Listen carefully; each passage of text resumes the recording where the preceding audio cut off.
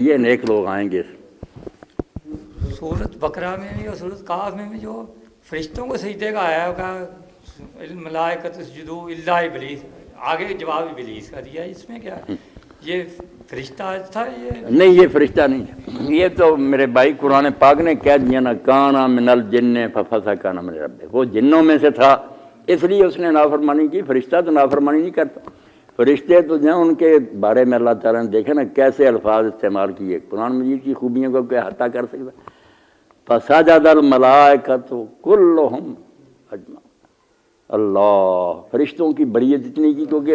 آپ کی بات ہے نا، یہ عیسائی یہودی کہتے ہیں کہ شیطان اور اس کے ساتھی جو ہے نا یہ سرکش فرشتے ہیں، یہ جو باغی ہو گئے تھے نا فرشتے، ان کو فرشتہ کہتے ہیں نا۔ قرآن نے درست کیا کہ نہیں، فرشتے نہیں باغی ہو سکتے، وہ شیطان جنوں میں سے تھا، یہ غلطی کا ازالہ کیا، ورنہ یہ فکرہ بولنے کی کیا ضرورت۔ عیسائی یہودیوں کی بائبل بڑھی ہوئی ہے کہ سب جو ہے نا شیطان اور اس کے چیلے یہ باغی فرشتے ہیں، فرشتے تھے مگر باغی فرشتہ نہیں باغی ہوا۔ فرشتوں کا کہا اللہ نے فسجد الملائکۃ، پہلے تو ملائکہ جمع ہے اور اس پر الف لام لگا ہوا، جمع پر الف لام، سب کے سب، پھر اتنے پر نہیں لکھ کلھم، سب کے سب نے سجدہ کیا۔ پھر یہ بھی نہیں کہ کچھ نے پہلے کیا کچھ بعد میں دیکھ کر جھکے، اجمعون، اکٹھے، سب کے سب نے اکٹھے سجدہ کیا، فرشتوں کا دامن پاک کیا کہ انہوں نے کیا، ابلیس باقی رہ گئی بات کہ ابلیس کو حکم نہیں تھا، وہ بھی ہے بیٹا، ابلیس کو بھی حکم تھا۔ قرآن پاک کا یہ ہے کہ ہم ایک جگہ سے پڑھتے ہیں نا، وہ کوئی تاریخ کی کتاب نہیں کہ ساری کہانی ایک جگہ لکھی، وہ تو لیکچر ہیں، کوئی ٹکڑا کسی موقع پر آ گیا۔ اسی سورہ اعراف میں آئے گا کہ اللہ تعالیٰ کہتا ہے ابلیس کو کہ تو نے سجدہ کیوں نہ کیا، اذ امرتک، جب میں نے تجھے حکم دیا تھا۔ اس سے پتہ چلا کہ فرشتوں کو بھی حکم تھا، ان جنات کو بھی حکم تھا، فرشتے سب کے سب جھک گئے، یہ اور اس کے کچھ ساتھی بے ایمان جو نہیں جھکے، کانا من الکافرین، جو اس سے بھی علماء یہ سمجھے اس کے ساتھ اور بھی کئی بے ایمان ہو گئے، کچھ جنہوں نے سجدہ بھی کیا، حکم تھا۔ مولانا اس وقت صرف جنات اور ملائکہ ہی مخلوق تھے اور کوئی مخلوق نہیں تھی؟ نہیں، مخلوق تو ساری، یہ زمین آسمان سارے تھے، مگر وہ تو بے بس مخلوق ہیں نا، فرشتے اور جو ہے نا جنات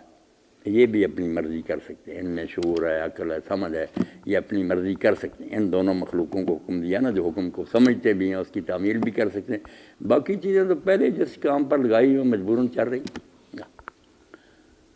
فرشتوں کے بارے میں بھی جو کہتے ہیں نا باتیں کچھ نہیں بھی ہیں، مگر آپ ان کو ہضم کریں کہ وہ بے بس ہیں، یہ بھی غلط بات ہے۔ بے بس ہے پھر تعریف کیا کرنی، یہ جو کہا کہ سب نے سجدہ کیا کٹھے، بھی یہ بلے بلے کہنے کی کیا ضرورت، جب ہیں ہی بے بس، نہیں بے بس نہیں ہے، وہ بھی اگر نافرمانی کرنا چاہتے شیطان بن سکتے تھے کہ ہم نہیں سجدہ کریں گے،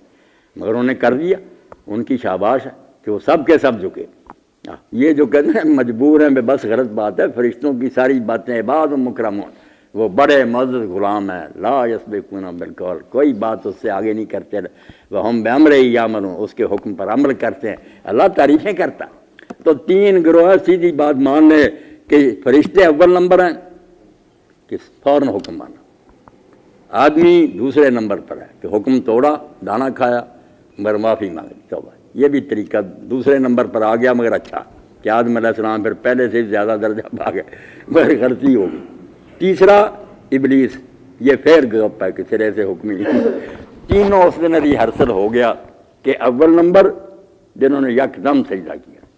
حکم توڑا مگر توبہ کر لی۔ اس لیے امام قرطبی وغیرہ کہتے ہیں یہ جو ہمارے ہاں مشہور ہے نا کہ انسان اشرف ہے فرشتوں سے، یہ کوئی بات نہیں۔ اللہ کے رسول علیہ السلام نے جب حدیث پاک میں فرمایا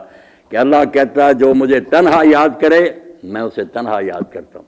اور جب وہ کسی محفل میں کرے تو میں اس محفل سے بہتر محفل میں ذکر کرتا ہوں، صاف لفظ میں مولانا خیرن، اس سے بہتر محفل جو فرشتے ہیں اللہ کے پاس عرش میں، ان کے پاس ذکر کرتا ہے۔ اور قرآن میں بھی جو آیا کہ آدم علیہ السلام کو شیطان نے کہا کہ یہ دانا کھا رہو تم فرشتے بن جاؤ گے، اب فرشتوں نے تو پہلے سجدہ کیا تھا، وہ کہتے یار تو مجھے ڈپٹی کمشنر سے چپراسی بنا رہا ہے، نہیں، وہ بھی اس سے لالچ میں اسی لیے آ گئے کہ وہ سمجھتے تھے کہ فرشتے آران، وہ اس طرف گئے۔ اشرف المخلوقات کوئی حدیث کا لفظ نہیں نہ قرآن کا، لوگوں نے اپنی طرف سے بنایا۔ ٹھیک ہے انسان جو ہے نا ثواب میں بڑھ جاتا ہے کیونکہ جو امتحان دے رہا ہے، خواہشیں اور اتنے لالچ وغیرہ، مقابلہ وہ مزدور کو جیسے مزدوری زیادہ دے دیتے نا، وہ الگ بات ہے، اجر دینا جو ہے نا پاک رہنے کی بات، وہ فرشتے بالکل دین بتاتا کہ اللہ تعالیٰ لا یاسون اللہ ما امرہم، جو حکم دیتا ہے رب اس کی وہ نافرمانی نہیں کرتے، ہاں وَيَفْعَلُونَ مَا يُؤْمَرُونَ، وہ وہی کرتے ہیں جو حکم دیا جائے۔ یہ تعریفیں تو چغتائی صاحب اسی لیے کہ وہ کر سکتے ہیں نافرمانی، اگر نافرمانی کر نہیں سکتے پھر تعریفیں کرنے کا کیا فائدہ؟ جی مولانا یہیں سے ایک سوال میرے ذہن میں آتا ہے کہ کر رہے اب تو وقت ہی ہو گیا 11 بجے۔ مولانا سجدے کی وجہ سے یہ اشرف المخلوقات کہتے ہیں نہیں، سجدہ جو ہے نا اس سے سمجھنا کہ آدم علیہ السلام افضل تھے، نہیں، وہ جو ہے نا سجدہ وہ کوئی نہ تعظیمی تھا نہ وہ عبادت کا تھا، وہ امتحان کا سجدہ تھا کہ مجھے دیکھتے ہیں حکم دینے والے کو یا اس کو دیکھ۔ اب دیکھیں نا اللہ تعالیٰ نے ایسا سخت امتحان لیا کہ سامنے بنایا، اور بنایا بھی من حمأ مسنون، وہ خمیر اٹھ گیا، بدبو آنے لگی، گارا سڑا ہوا، کہا اس سے بنا رہا ہوں، جب بنا رہا ہوں تو سجدہ کریں۔ اس وقت یہ بھی نہیں تھا کہ یہ نام وغیرہ کچھ نہیں، ابھی پیدا بھی نہیں ہوا کہ میں ایک بشر بنانے والا ہوں سڑی ہوئی مٹی سے، بدبودار سے، جب اس میں روح پھونکوں تو سجدے میں گر جانا، یہ پہلے ہی کہہ دیا تھا۔ اب شیطان نے کہا یار میں آگ سے پیدا ہوا، اتنی صاف ستھری چیز ہے، یہ سڑی ہوئی مٹی سے، وہ اس کو ہی دیکھتا رہا کہ کس سے پیدا ہوا، حکم دینے والے کو نہ دیکھا کہ اللہ کہہ رہا۔ فرشتوں نے بھی سب کچھ دیکھا مگر انہوں نے کہا ہم یار گارے مٹی کو دیکھیں یا اللہ تعالیٰ کو دیکھیں، انہوں نے اللہ تعالیٰ کی طرف نظر کر کے وہ امتحان دیا ہیں۔ جیسے چغتائی صاحب ہوں نا صدر مملکت اور میں ہوں ایک ادنا سا مرادم،